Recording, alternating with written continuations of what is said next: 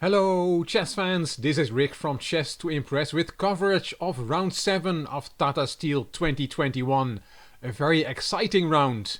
Let's first look at the standings before the round started. Niels Grandelius from Sweden was leading the Tata Steel tournament with 4 points. Half a point behind him, 6 players: Carlsen, Giri, Caruana, Hare Krishna, Van Foreest and Firouzja. Only 2 players on 50%, Wojtaszek and Jesipenko, and 3 players on -1, Vachier-Lagrave, Tari and Duda, Anton Guijarro and Donchenko at the bottom of the table. These were the pairings of round 7, Caruana, Vachier-Lagrave, 2 candidates against each other, and by the way, it was announced that the candidates tournament is going to resume in the second half of April, and that is great news. The other pairings were Giri Grandelius, Wojtaszek, Jesipenko, Carlsen Hare Krishna, Firouzja Duda, Anton Guijarro against Donchenko, and Tari Van Foreest. In this video we're going to look at a game between the two candidates, Fabiano Caruana with white against Maxime Vachier-Lagrave on the black side. And here we see the two players at the board during the game. It is the 23rd of January 2021 and Caruana opened with the e-pawn. MVL played c5, sticking to his guns, the Sicilian, knight f3, d6, d4. We have an open Sicilian on the board, and as we'll see, we have the Najdorf, which MVL always plays. Caruana goes for the same sharp variation that Grandelius went in round 5 against MVL. e6, f4, queen b6. We're still following Grandelius, Vachier-Lagrave from 2 rounds earlier. Queen d2, the poison pawn variation, never take on b2, not even when it's good, is what we learn, but that doesn't apply to elite players. If you know this system really well, Bobby Fischer used to play it as well, then this is playable for black, but you have to know your stuff inside out.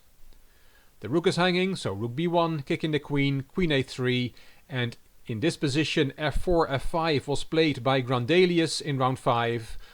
Vachier-Lagrave undoubtedly had repaired this line for black in the meantime, but Carlsen goes a different way. He played bishop f1 to e2 on move 10, and this is a new move at the highest level. It had been played before in Grandmaster games, but not in an elite level game. Caruana said after the game that he thought MVL was not very familiar with this move, or that he could not remember his analysis at the board, and that things went wrong for black very quickly. And let's see how that happened.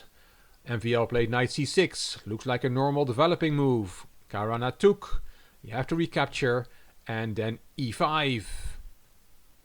Attacking the knight, knight d5, that knight was traded, and here the logical way is to take back with the c-pawn, and that is also the engine's choice.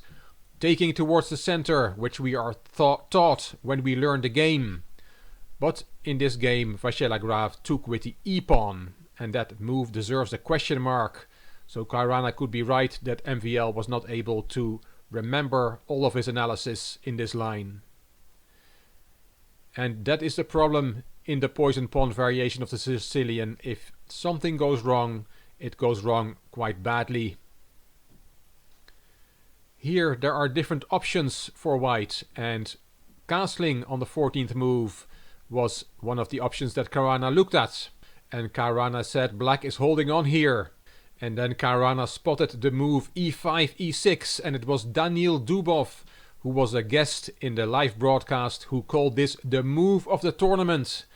Dubov was going to play in Wijk aan Zee, but had to pull out because of the COVID-19 pandemic. And Dubov explained that the idea of the move e5, e6 is not to win immediately, but to slow down black's development, and that makes the move even more impressive. It is a sacrifice, you can take that pawn, you can take with the f-pawn, and then Dubov said that castling is the way to continue. You can also, instead of taking with the pawn, take with the bishop on e6. Caruana was asked about this after the game, and he said I can either castle, and then maybe bishop f5 is played, and then rook b3 is an option, or bishop d3. Those are the two options that Caruana looked at. And he said this looks quite strong for white. Another option after taking on e6 with the bishop is f5. And then when black takes, white castles. Black has sacrificed 3 pawns and, as Kairana explained, potentially a 4th pawn, as the c2 pawn may also fall off the board. But Black's king is in the center and all my pieces are attacking, said Kairana. Amazing, sacrificing 3 and potentially 4 pawns in this variation. So all that after e5, e6, and then taking that pawn, accepting the sacrifice with either f takes e6 or bishop takes e6. But in the game, MVL played f7, f6. Kairana commented afterwards, "This made it easier for me as I was undecided what to do after bishop takes a6. But he knew what to do after f6. He thought bishop h5 check was the move to play here. And he did. It is check, the king stepped aside, losing the castling rights, and Kairana saved the bishop, which was attacked on g5. And now d5, d4 from MVL, and Kairana said he surprised me with that move, and I think I went wrong here. I don't think I gave away the win, but after d4, I think there must have been something stronger than what I played." The engine likes rook b3, and after queen c5, it plays bishop f7 and then bishop f2, and it's better for white. Another option after d4 is to take that pawn, but that is not very good because of a double attack. Queen a5 check is giving check to the king and is attacking the unprotected bishop on h5. Loose pieces drop off. Kairana did not take the pawn, he didn't play rook b3, he played bishop f2. Queen c3, MVL decided that his best chance was to go for an endgame, but it gives Kairana the chance to keep his pawn on e6. With f4, f5, that pawn is now protected. MVL went into the endgame by swapping the queens and played c5. Black still has an extra pawn, but white is better. He has the open b-file, and all black's pieces are on their initial squares, and that is generally not a very good thing. Also his king has played, so there is no castling option anymore. White is definitely better in this position, despite being a pawn down. Bishop f3 was Kairana's move. He said, "I was a bit annoyed because the game will go on for a long time and I have to keep control," which was not easy. Yes, Kairana was hoping to win this game quickly after he found that e5, e6 shot, but he has to play an endgame and he is still a pawn down. Rook a7, that rook was attacked in the corner, so had to be saved. g4, g6, bishop h4. Kairana said, "I was happy with this move, forcing the bishop to e7, which is paralyzing black." He has to protect that pawn on f6. And now rook b6. Black is more or less standing still, said Kairana, which means he has no active options. And I have a free hand to slowly build an attack, said Kairana. h5 was played, h3, king e8 and bishop g3. Attacking the d6 pawn now with 2 pieces. It is only defended by the bishop. MVL decided to give that pawn back, played rook c7. And now bishop takes d6 is a move, but not a very good one. It is an example where white does not keep control, which Kairana alluded to. Because then there is bishop takes d6, rook takes, h takes g4, h takes g4 to open the h-file. The rooks are swapped and rook h7, and black suddenly has an active rook and white has lost some control. So very instructively, Kairana did not take on d6 in this position. He played king d3. He is not rushing and is first activating his king, while black cannot do the same. He cannot activate his pieces. Very nice play and very instructive play from the number 2 player in the world. MVL took on g4. Kairana recaptured. A pair of rooks was swapped.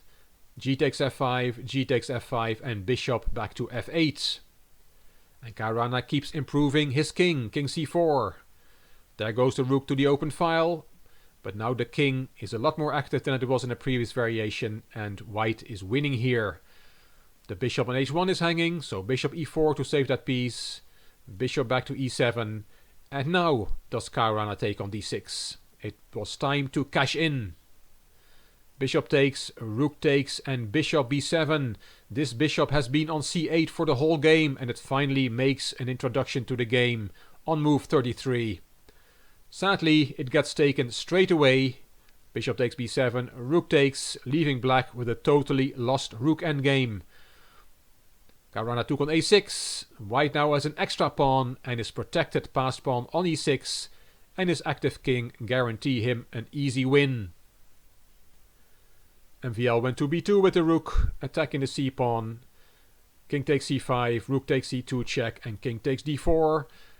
White has won a second pawn, and MVL resigned himself to the fact that there's nothing to play for anymore, and he threw in the towel here on move 37. Great win for Caruana and a second consecutive blow to Maxime Vachier-Lagrafe's pet Najdorf. In these two games, the pawn on b2 seemed to be poisoned indeed. These were the results of round 7. We saw Caruana Vachier-Lagrafe. Anish Giri beat Niels Grandelius, the tournament leader, so Grandelius drops down the rankings. Wojtaszek Jesipenko was a win for black. The world champion Magnus Carlsen has been struggling somewhat. He beat Alireza Firouzja in round 1, but since then only draws on the scoreboard, another one with white against Hari Krishna. And Firouzja, after his opening loss against Carlsen, won again. 3 wins for him so far this tournament, and I want to show you the final position that he had against Duda. This is a picture and a half on the 56th move. Firouzja played rook d6 to d1, and the black king is in a mating net. If you give a check, which is your last chance, then white calmly interposes the bishop and the mating net is still there. There's nothing to do against rook h1 checkmate. Great endgame skills from Alireza Firouzja, who is now the joint leader, as we'll see in a second. But let's first look at the final results. Guijarro Donchenko was a draw, and Ayaan Tari lost to Jordan van Foreest, who wins his second game in a row. So with 5 decisive games, the standings have really been shaken up. We have 4 leaders now on +2. Giri and Van Foreest, the 2 Dutchmen in their home tournament, are leading the event together with Caruana and Firouzja. We have 4 players on +1. Hari Krishna, Jesipenko, Carlsen and Grandelius. Nobody on 50%. Wojtaszek on his own on 3 points. And 4 players on 2.5. Vachier-Lagrafe, Tari, Duda and Anton Guijarro. Alexander Donchenko is still at the bottom of the table. Round 8 will be played on Sunday the 24th of January, and we'll see Vachier-Lagrafe against Jordan van Foreest, Donchenko Tari, Duda Anton Guijarro, Hari Krishna Firouzja, Jesipenko Carlsen, Grandelius Wojtaszek, and the tie of the round, Fabiano Caruana against Anish Giri. I will be here after the round to tell you what happens. I hope you liked this video. If you did, please give it a thumbs up. Please subscribe to the Chess to Impress channel and please leave a comment. I will read them all and I will reply to them all. If you liked the video, it would be great if you could share it on social media by clicking the share button on YouTube. You can find me on Instagram, on Twitter and on Facebook. This is Rick for Chess to Impress. Thank you for watching.